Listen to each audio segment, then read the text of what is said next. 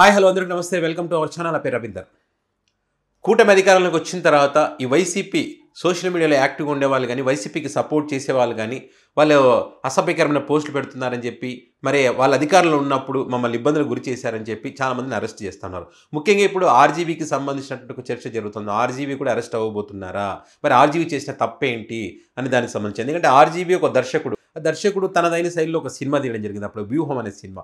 ఆ సినిమాలో మరి లోకేష్ను కానీ, అదేవిధంగా చంద్రబాబు నాయుడు గారిని కానివ్వండి, అదేవిధంగా భువనేశ్వర్ గారిని కానివ్వండి, వీళ్ళందరూ కూడా అవమానించారు, వాళ్ళ పేర్లు పెట్టి అని చెప్పి అప్పట్లో కేసులు వేయడం జరిగింది. సో ఇక్కడ చాలామంది యొక్క అభిప్రాయం ఏంటంటే, ఒక సినిమా నిర్మించినప్పుడు ఆ సినిమా ఖచ్చితంగా సెన్సార్ బోర్డు వాళ్ళంతా పరిశీలించిన తర్వాత, ఇందులో ఎవరికి ఇబ్బంది కలిగించేటువంటి అంశాలు లేవన్న తర్వాత, వాళ్ళు పర్మిషన్ ఇచ్చిన తర్వాతనే ఏమైనా ఇబ్బందులు ఉంటే కనుక ఖచ్చితంగా సెన్సార్ వాళ్ళు కట్ చేస్తారు. సో అలా సెన్సార్ బోర్డు పర్మిషన్ తీసుకున్న తర్వాతనే సినిమా రిలీజ్ అయింది కదా. మరి అలాంటప్పుడు రామ్ గోపాల్ వర్మ మీద కేసు ఎందుకు పెడతా ఉన్నారని చెప్పి కొంతమంది అభిప్రాయం ఉంది. అయితే ఇక్కడ న్యాయవాదులు ఏం చెప్తా ఉన్నారంటే, రామ్ గోపాల్ వర్మ సినిమా తీయడంలో తప్పు లేదు, కానీ ఆ సినిమాలో ఉన్నటువంటి సీన్లు కానీ వాటన్నింటి కూడా సోషల్ మీడియా వేదికగా పోస్టులు పెట్టారు కాబట్టి దాన్ని బేస్ చేసుకొని కేసులు పెడతా ఉన్నారు, దాన్ని బేస్ చేసి అరెస్ట్ చేయడానికి ప్రయత్నం చేస్తూ ఉన్నారని చెప్పి కొంతమంది న్యాయవాదులు చెప్తా ఉన్నారు. సో ఈ క్రమంలోనే మరి రాష్ట్రంలో అనేక చోట్ల రామ్ గోపాల్ వర్మ మీద కేసులు పెట్టడం జరిగింది. ముందుగా మద్దిపాడు ఏదో ప్రకాశం డిస్టిక్లో కేసు నమోదు కూడా వాళ్ళు రామ్ గోపాల్ వర్మకి నోటీసులు ఇవ్వడం, విచారణకి రమ్మని చెప్పి 19వ తారీఖు వెళ్లాల్సింది.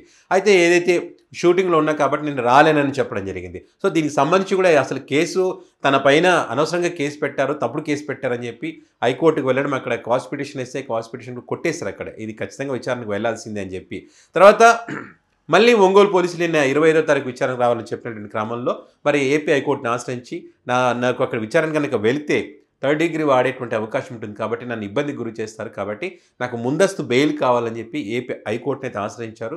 మరి ఏపీ హైకోర్టు ముందస్తు బెయిల్ ఇస్తుందా, లేదా విచారణకు వెళ్ళండి, అక్కడ ఏమైనా ఇబ్బందులు ఉంటే మళ్ళీ మా కోర్టు దృష్టికి తీసుకురావడం చెప్తుందా, మరి ఏం జరుగుతుందనే దానికి సంబంధించి అయితే ఒక ఆసక్తికరమైన చర్చ అయితే నడుస్తూ ఉంది. మరి చూడాలి. దీనికి సంబంధించి జగన్మోహన్ రెడ్డి కూడా నిన్న రామ్ గోపాల్ వర్మ మీద కేసు పెట్టడానికి సంబంధించి మాట్లాడడం జరిగింది.